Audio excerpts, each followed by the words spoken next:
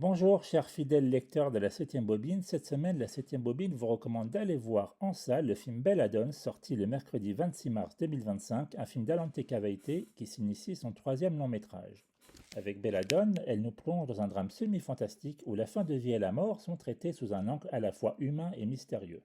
Alors pour les récits, le récit est situé sur une île isolée et le film suit Gaëlle, donc Nadia Tereshkevich dans le rôle principal, une soignante qui prend soin d'un groupe de personnes âgées sur cette île. Et la tranquillité de cette petite communauté est perturbée par l'arrivée d'un voilier et les morts s'enchaînent parmi les résidents, laissant place progressivement à une atmosphère de malédiction. Alors voici pour le synopsis concernant la petite critique de Belladone. L'intrigue de Belladone mêle des éléments de mystère et de fantastique, notamment à travers la présence symbolique de la belladone, une plante toxique, et des poules mortes qui incarnent la fin de cycle et la transition entre la vie et la mort. Et à travers ce décor qui est quasiment apocalyptique sur cette île isolée, Alan Tekawaite aborde des questions qui sont très profondes, notamment sur la mort, sur l'euthanasie, la fin de vie et l'accompagnement des aînés en défiant les normes sociétales en vigueur.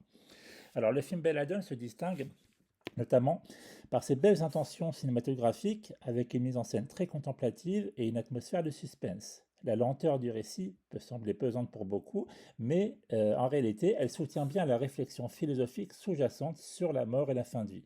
Nadia Tereshkevich livre encore une fois une performance émotive et assez nuancée, tandis que Patrick Chenet, Miu Miu et Jean-Claude Drouot incarnent avec justesse les résidents vieillissants. Alors finalement, Belladone est un film sur la vieillesse, mais pas la vieillesse comme fardeau, mais plutôt vu comme une transition spirituelle vers l'inévitable fin de l'existence, de la vie.